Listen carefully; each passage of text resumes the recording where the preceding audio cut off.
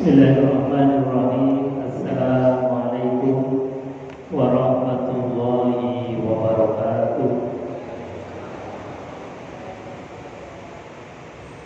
Bismillah, innal hamdalillah nahmaduhu wa nasta'inuhu wa nastaghfiruh wa na'udzu billahi min shururi anfusina wa sayyiati a'malina, may yahdihillahu fala mudilla lahu wa may yudlil fala hadiya lahu. Asyhadu an la ilaha illallah wa asyhadu anna Muhammadan 'abduhu wa rasuluh. Allahumma shalli wa sallim ala sayyidina Muhammadin wa ala alihi wa sahbihi ajma'in. Rabbi ishrah li sadri wa yassir li amri wa hlul 'uqdatam min lisani yafqahu qawli. Qala Allah ta'ala fi kitabil karim wa wasdaqul qailin. A'udzu billahi samil 'alim minasyaitonir rajim. Bismillahirrahmanirrahim. Ya ayyuhalladzina amanu taqullaha haqqa tuqatih wa la tamutunna illa wa antum muslimun. Shadaqallahu 'azim wa shadaqa rasulul karim wa nahnu 'ala dzalika minasyahidin walhamdulillahi rabbil alamin. Bapak Ibu hadirin jemaah salat Maghrib dan juga jemaah taklim dan tabligh Masjid Mujahidin yang dimuliakan Allah Subhanahu wa taala. Pertama dan yang paling utama tentu kita bersyukur kepada alhamdulillahirabbil alamin. Mudah-mudahan dengan ucapan hamdalah ini kita dicatat oleh Allah sebagai abdan syakur, hamba yang selalu bersyukur kepada Allah Subhanahu wa taala dalam keadaan senang maupun dalam keadaan susah. Kedua kalinya salawat dan salam kita aturkan kehadiran baginda Nabi besar Muhammad sallallahu alaihi wasallam yang dengan uswah teladan beliau apapun yang kita tiru dari beliau, baik itu ucapan, perbuatan ataupun hal-hal yang berkaitan dengan syariat yang dibawa oleh Nabi Muhammad, maka akan menjadi ibadah di mata Allah Subhanahu wa taala. Bapak Ibu hadirin jemaah yang dimuliakan Allah, alhamdulillah pada malam hari ini kita sudah memasuki hari yang ketiga di bulan Rabiul Awal, bulan di mana baginda Rasulullah sallallahu alaihi wasallam dilahirkan. Oleh karenanya mari kita perbanyak sholawat kepada beliau dengan kita mengawali kajian ini membaca sholawat tinggal guru bersama-sama. Allahumma sholli ala sayyidina Muhammadin dibbil qulubi wa dawaiha. Allahumma sholli ala sayyidina Muhammadin dibbil qulubi wa dawaiha wa afiyatil abdani wa shifaiha wa nuril absari wa qiyamiha wa ala alihi wa sahbihi wa sallim. Allahumma sholli ala sayyidina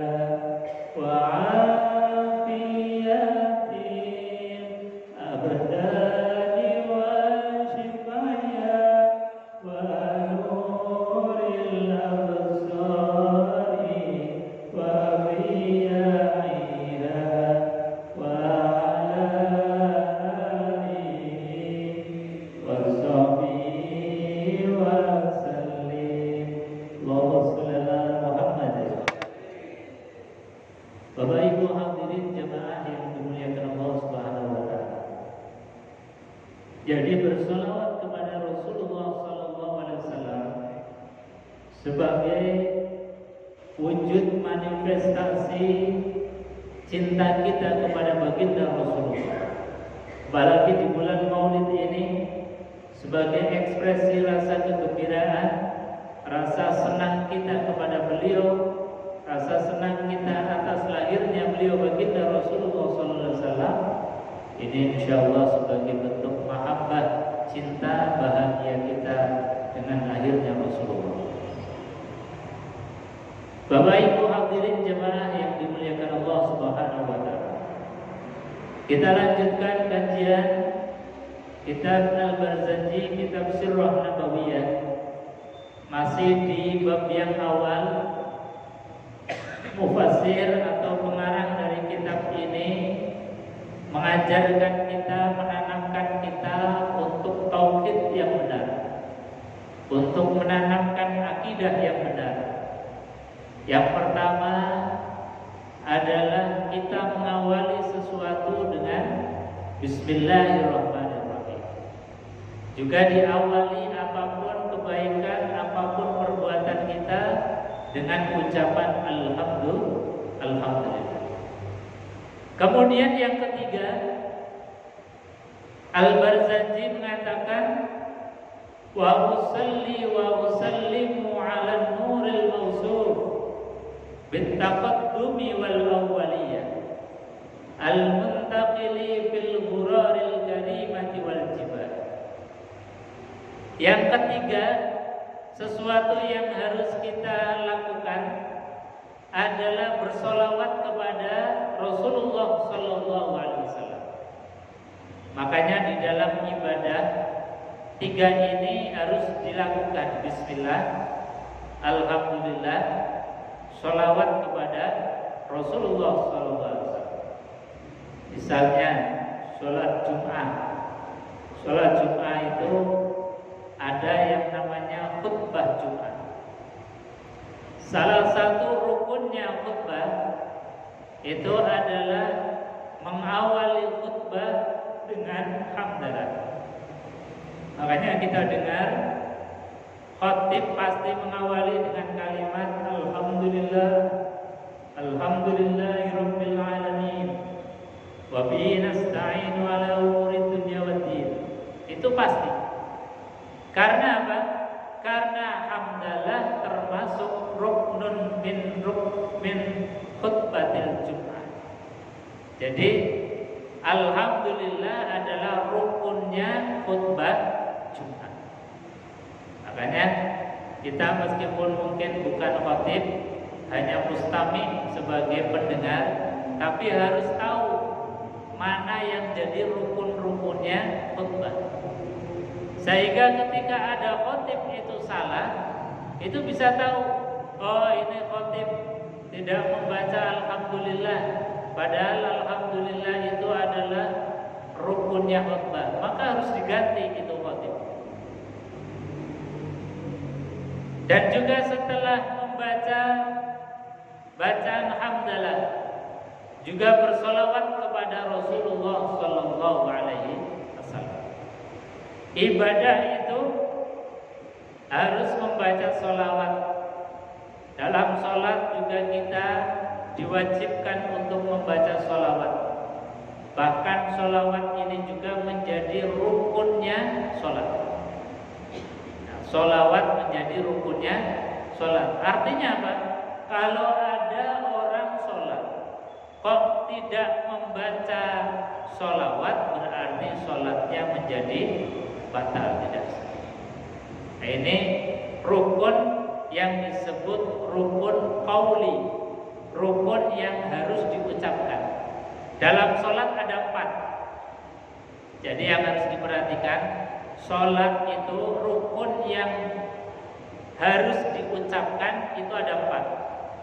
Yang pertama adalah kalimat takbir, takbiratul ihram. Takbir yang pertama itu rukunnya sholat. Artinya rukunnya sholat, satu, harus diucapkan, lisan kita itu gerak, telinga kita minimal mendengar. Ketika ada orang takbiratul ihram, takbir pertama kok dibatin, hanya hatinya saja yang takbir, lisannya belum mengucapkan, ini belum dianggap takbiratul ihram yang sempurna. Jadi takbir harus dikeraskan. Meskipun nuwun sewu, kalau dalam kajian-kajian fikih, meskipun orang itu tidak bisa mendengar atau bahasa sininya no? Ya. Jadi nggak bisa mendengar, itu pun tetap harus dibuktikan dengan geraknya lisan. Dengan geraknya lisan. Jadi mulut kita itu mengok, bergerak. Kita mengucapkan kalimat Allahu Akbar. Nah, itu disebut sebagai rukun min arkanis shalah. Yang kedua, rukunnya salat itu adalah qiraatul Fatihah. Membaca surat Al-Fatihah. Membaca surat Al-Fatihah itu adalah wajib. Makanya harus dibaca. Karena apa? Baginda Rasulullah SAW bersabda dalam sebuah hadis, la sholata liman lam yaqra bi Fatihatil Kitab. Tidaklah sah sholat seseorang yang tidak membaca suratul Fatihah. Ustaz, saya sejak kecil belum hafal Fatihah. Apakah sholat saya ini sah? Maka para ulama mengatakan asal kita sholatnya berjamaah, ada imam yang menanggung Fatihahnya kita, insya Allah menjadi sah. Kalau sholatnya itu sendiri dan dia tidak bisa dan belum belajar, maka dianggap sholatnya ini menjadi tidak sah. Bisa sah sholatnya ketika kita masih mau mendatangi majelis ilmu, ada pengajian ikut datang, ada taklim ikut hadir, ada pengajian di mana senantiasa mendatangi. Maka meskipun mungkin Fatihah yang menjadi rukunnya ini belum hafal atau bacaan yang lain belum hafal, tapi karena masih mau menghadiri majelis-majelis ilmu, itu ibadah yang asalnya mau ditolak oleh Allah gara-gara masih sregep ngaji, insya Allah ibadahnya ikut katutan diterima oleh Allah Subhanahu wa ta'ala. Jadi nuwun sewu Bapak Ibu, majelis-majelis ta'lim semacam ini fungsinya, fadilahnya luar biasa. Di samping kita nambah ilmu, nambah pengetahuan, juga tadi bisa mengesahkan sesuatu yang asalnya mungkin tertolak karena syaratnya kurang sempurna, rukunnya juga mungkin belum paham sehingga tidak terlaksana. Maka dengan barokah kita masih mau ngaji, diterima oleh Allah Subhanahu wa ta'ala. Itulah di antara keutamaannya taklim atau belajar. Yang kedua tadi membaca suratul Fatihah. Ustaz, apakah suratul Fatihah kita wajib baca meskipun kita jadi makmum? Kalau menurut Imam Syafi'i radhiyallahu an, maka wajib bagi setiap orang yang sholat, baik dia itu imam ataupun makmum, ini wajib membaca Fatihah sendiri-sendiri. Sedangkan Imam Ahmad itu ada pendapat yang lain. Kalau kita makmum, sholatnya jadi makmum, kemudian imamnya itu sudah membaca Fatihah dengan keras, seperti sholat maghrib, sholat isya, sholat subuh, yang Fatihahnya imam itu dibaca keras, maka dalam mazhab Imam Ahmad, makmum cukup untuk mendengarkan saja.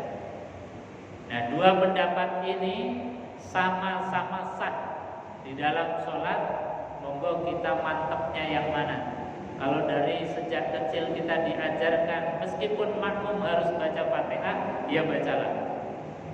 Kalau dari kecil mungkin kita diajarkan cukup mendengarkan Fatihahnya imam, ya tidak apa-apa. Itu juga disahkan dalam kerangka ilmu. Imam Ahmad memberikan status hukum, siapapun makmum asal dengar bacaan suratul Fatihahnya imam, maka cukup dianggap sebagai sah dari rukun Fatihah. Ini yang kedua. Dan Fatihah bagi makmum pun harus dibaca minimal telinga kita sendiri dengar. Jangan dibatin. Karena apa? Karena ini adalah rukunnya sholat.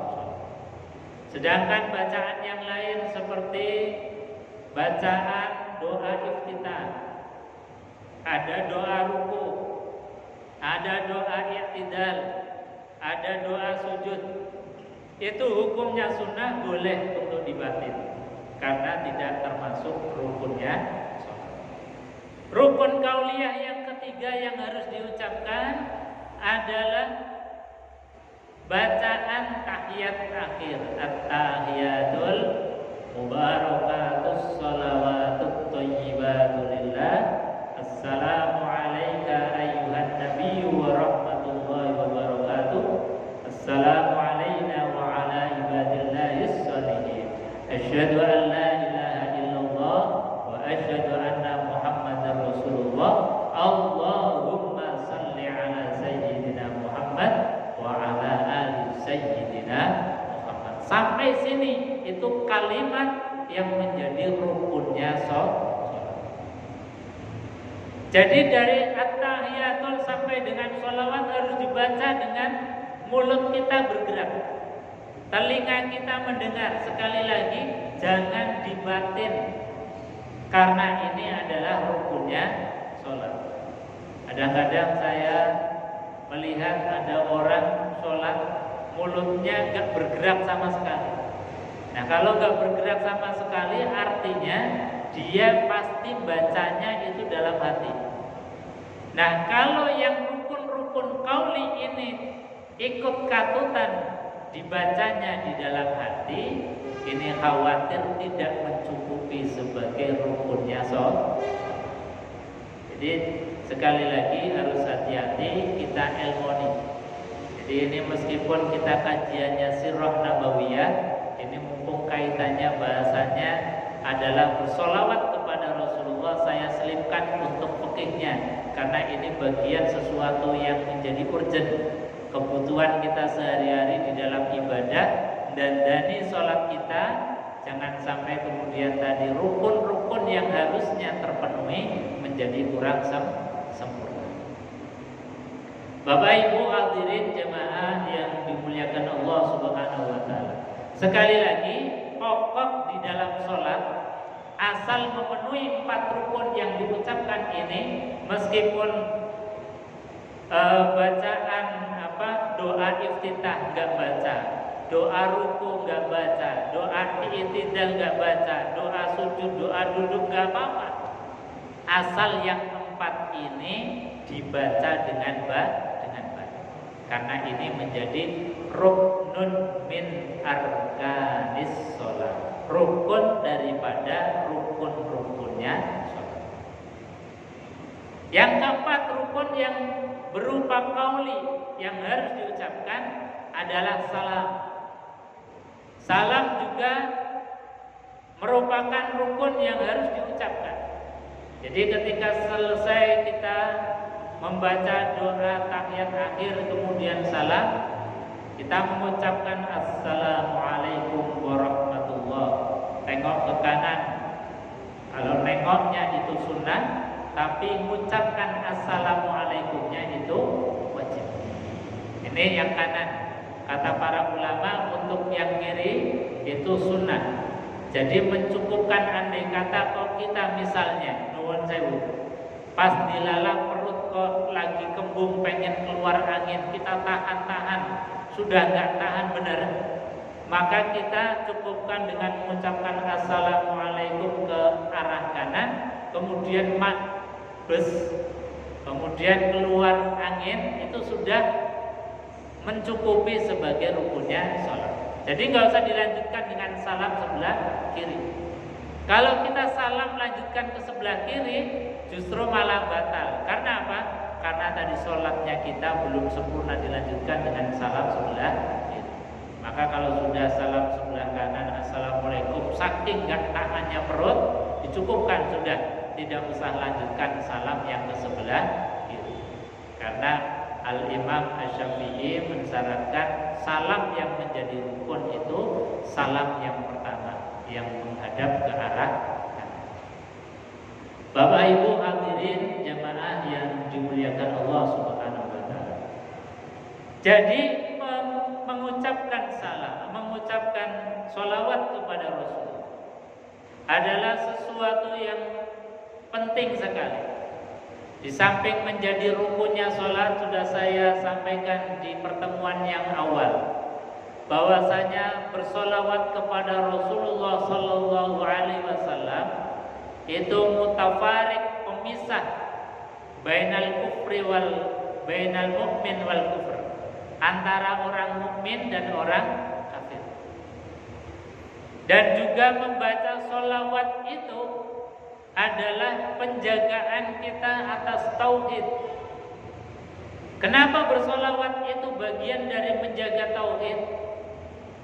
Karena dengan bersolawat kepada Rasulullah SAW, manusia paripurna. Meskipun manusia yang namanya Rasulullah Muhammad SAW orang yang paling sempurna, menjadi Nabi dan Rasul Allah, tapi kita selaku umat Rasulullah SAW tetap menempatkan Rasulullah sebagai Abdullah, sebagai hambanya Allah. Kita tidak mungkin mensejajarkan Rasulullah dengan Allah. Seperti misalnya dalam tanda kutip kasusnya pengikut-pengikut Nabiullah Isa